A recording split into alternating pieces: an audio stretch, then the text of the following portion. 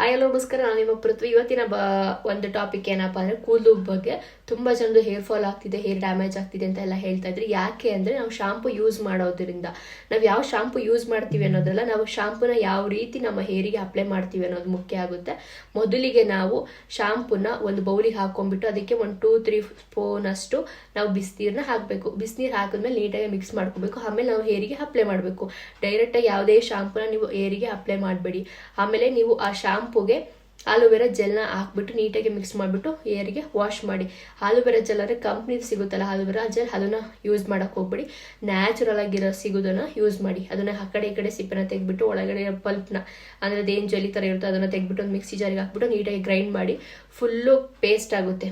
ಆ ಪೇಸ್ಟ್ ಆದಮೇಲೆ ಅದಕ್ಕೆ ನೀವು ಏನು ಶಾಂಪೂನ ಹಾಕ್ತಿರೋ ಅದನ್ನ ಹಾಕ್ಬಿಟ್ಟು ಅದನ್ನ ನೀಟಾಗಿ ಮಿಕ್ಸ್ ಮಾಡಿಕೊಂಡು ಹೇರ್ನ ವಾಶ್ ಮಾಡ್ತಾ ಬನ್ನಿ. ಇದನ್ನ ನೀವು ಹೇರ್ ವಾಶ್ ಮಾಡೋದ್ರಿಂದ ಕರ್ಲಿ ಯಾರಿಗೆಲ್ಲ ಇರುತ್ತೆ ಅದು ತುಂಬ ಸ್ಟ್ರೈಟ್ ಆಗ್ತಾ ಹೋಗುತ್ತೆ, ಹಾಗೆ ಸ್ಮೂತು ಸಿಲ್ಕಿ ಆಗ್ತಾ ಹೋಗುತ್ತೆ, ಮತ್ತು ಹೇರ್ಗಳು ತುಂಬ ಚೆನ್ನಾಗಿ ಆಗ್ತಾ ಹೋಗುತ್ತೆ.